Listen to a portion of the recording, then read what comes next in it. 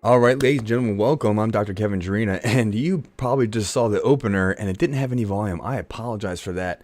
Anyway, that being said, we are really live right now. I have a few doctors joining. Oh, and another doctor just came in. Let me bring her in to the conversation.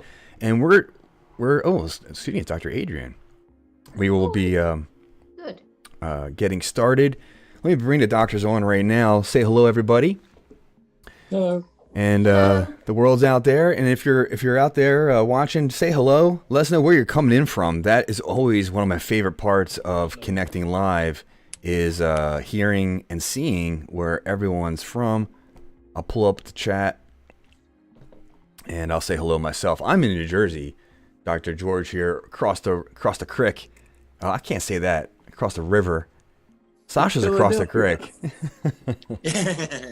in the UK there. And Adrian, you're over in am I accurate with the Netherlands? Is that right? Yes. Exactly. All right. All right. Well, welcome. Thanks for joining in tonight. Yeah. Good to see you. Yeah, and the time change didn't. If anyone who's not from the United States, excuse me, if anyone's not from outside the United, may I not understand it correctly? There's a different order of time changes between weeks. So Sasha figured it out. England's or UK had it this week. Adrian, do you guys switch time? This past weekend. Yeah, and we're coming up this weekend. Thank you for reminding me, Dr. George. I was wondering when that was going to happen. Sunday. That's right. That's right. So what we're talking about today is remote healing, distance healing, quantum healing, if you would. And I'm going to say hi in the chat. So if you're hearing me, everything sounds good. Say hello back. I would love that. Appreciate that. Always make sure I feel like that we're connecting and we're getting good volume and audio. And with that being said, I'm going to pull up the interview for the doctors, and there's the interview for. I got to do a couple things here. Yes, we are really live. Let me make sure that's up for the doctors here. They can see it. They can hear it. Then we can all comment on what's going on, and then after we go through the commentary, we're going to set our intentions, and then we are going to do a healing, an alignment, an attunement to help you be you in a better way. So make sure the volume's going. And so we have Dr. Richard Barlow. And if you've never heard of Dr. Richard Barlow before, he owns and operates a company that measures brain waves, EEG measurement. And he's into all kinds of amazing science and data and information. And I highlighted here a component where he talks about the seminar series, Corin Specific Technique, and where we go over the methodology of how to deliver this form of care in our hands-on brick and mortar practices. Though we all have experienced, or many of us experienced, and now there's research, and there's lots of research and data over the last 30 years, I'm finding out, where this has been an emerging science of understanding how we as human beings are more than we've been told. So let's dive into this, and then we'll comment on the way back, on the way out. All right, here we go. Just like heart rate and respiration rate and skin conductance and hand temperatures and heart rate variability and muscle tone. All of those things plus cortical activity, left and right hemisphere. Wow, we were looking live time. Okay. And then we'd have somebody come up and do an adjustment. We find out whether the adjustment was a good adjustment or if it put it into chaos. And when we started seeing that, it was like, there is such a thing as a bad adjustment. Okay, so we need to be a whole lot more careful. So then we started to be able to say, well, what about the amount of pressure, the intensity of the adjustment that we're using? Is that effective? Yes, it is. How far away can you be? Well, we started by just bringing the hand above the spine or the shoulder at about 6 to 8 inches. And we were seeing that when we come over an area that had a problem, we'd start to see it on the screen where we start to change the neurophysiological responses. And as we moved our hand in directions over that area, it moved it either better or worse. So all of a sudden, this became very real, that there's so much more going on here than we realized to begin with.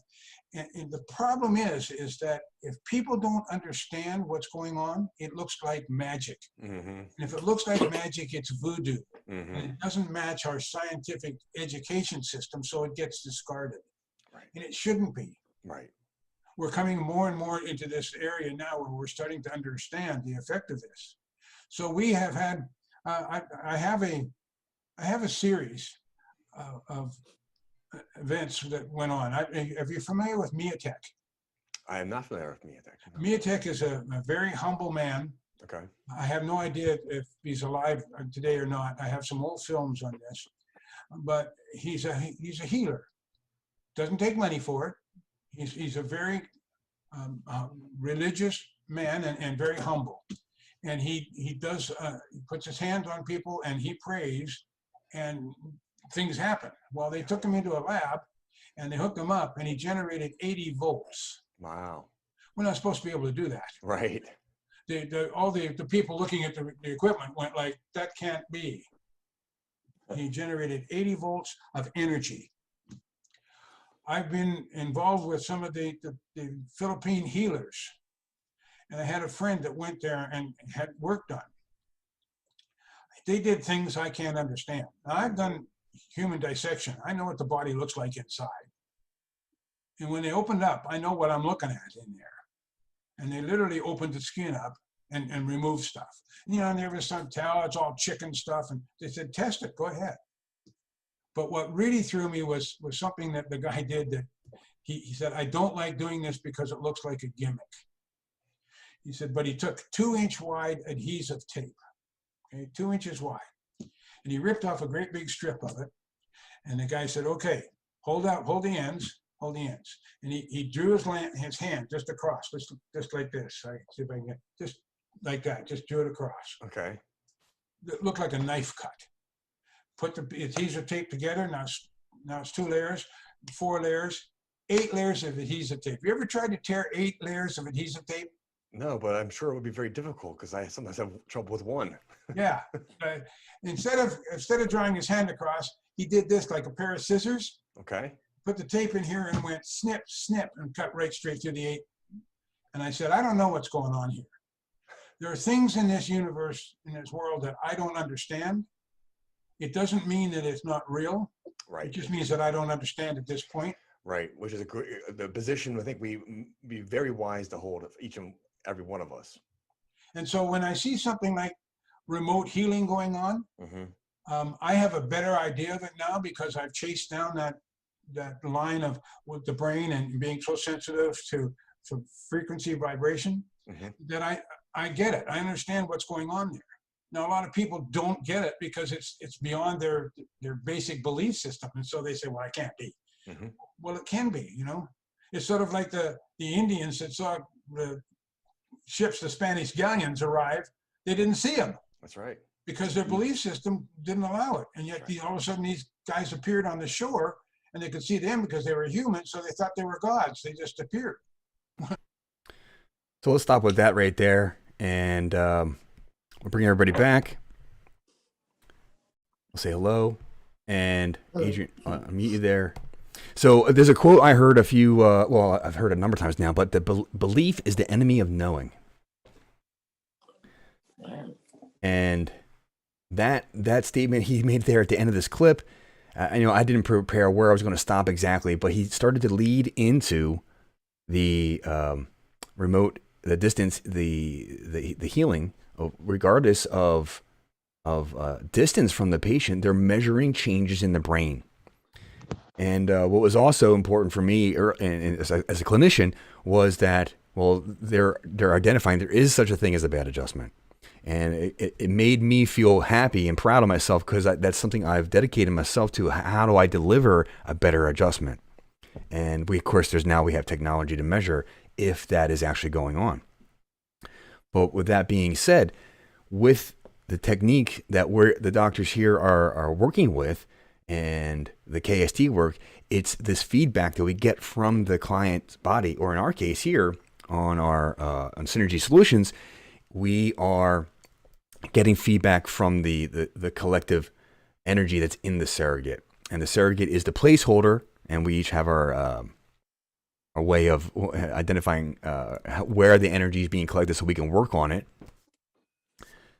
And so with that being said, this is some of the information. This is to help you shift at home, help to shift the belief of what you think may be possible to open that door to new possibilities.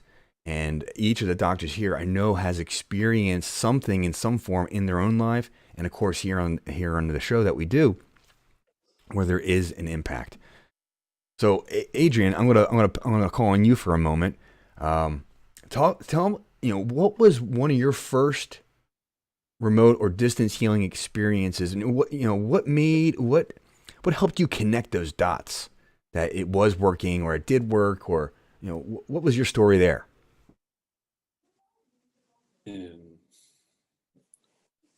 As a giver. Well, sure. I mean, there's, was your first experience as the receiver, or was it as the provider? Good question. On memory. Well, one of the things probably as a giver, probably. Okay. Yeah.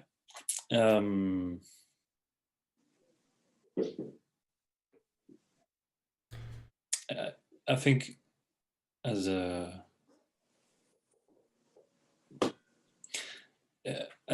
distant healing, it was not we were both on the same room. I was not touching. Mm-hmm.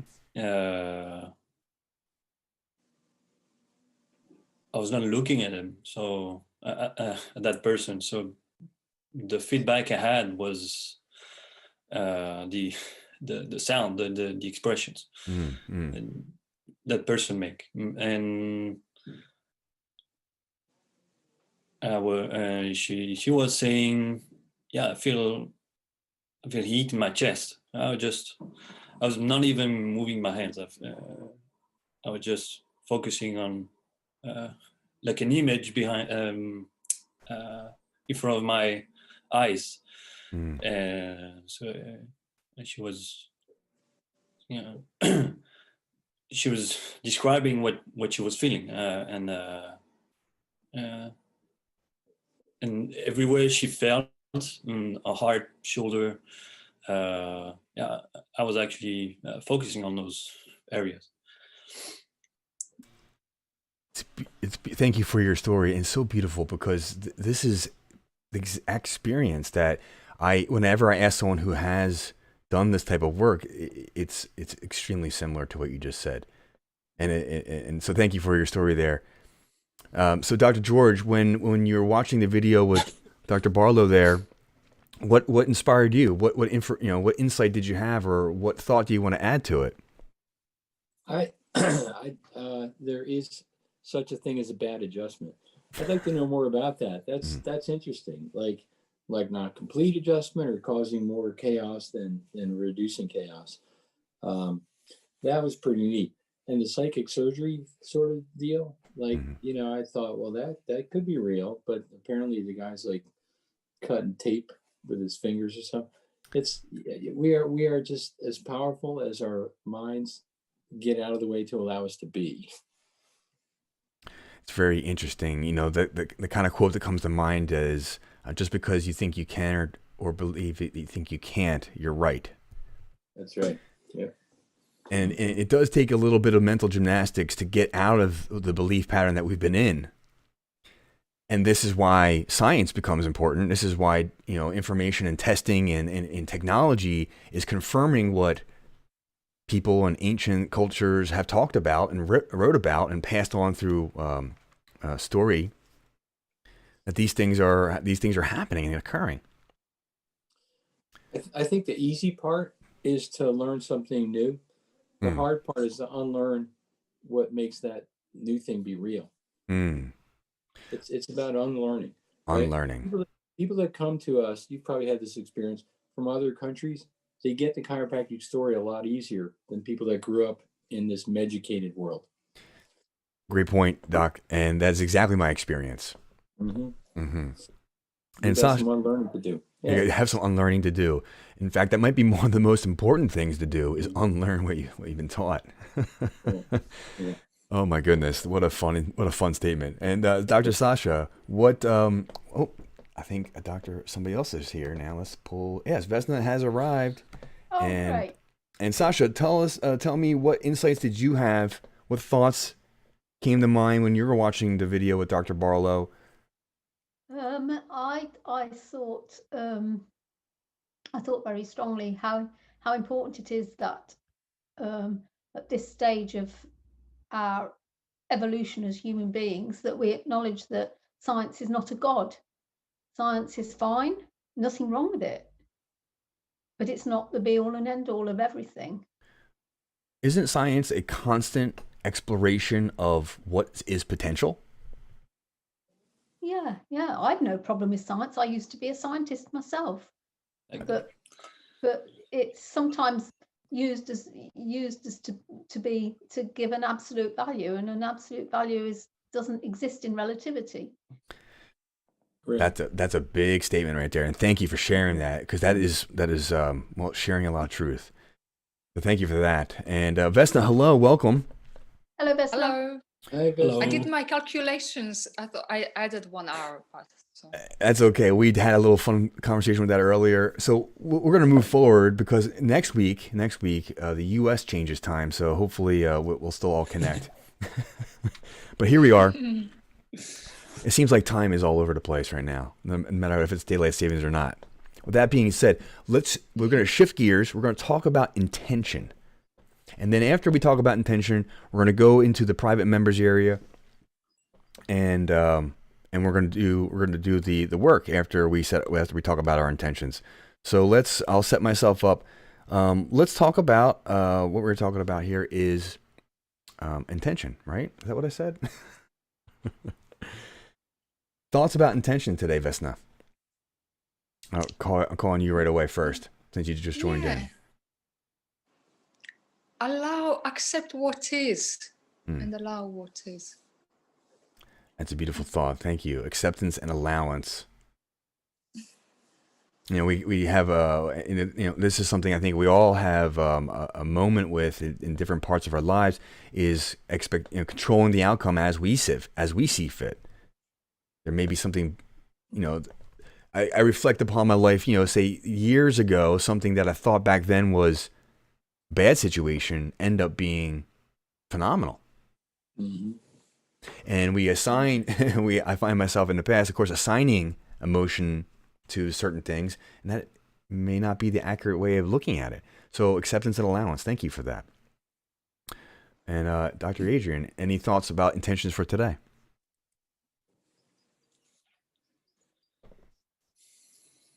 I would say the same. Allowing our full potential to be.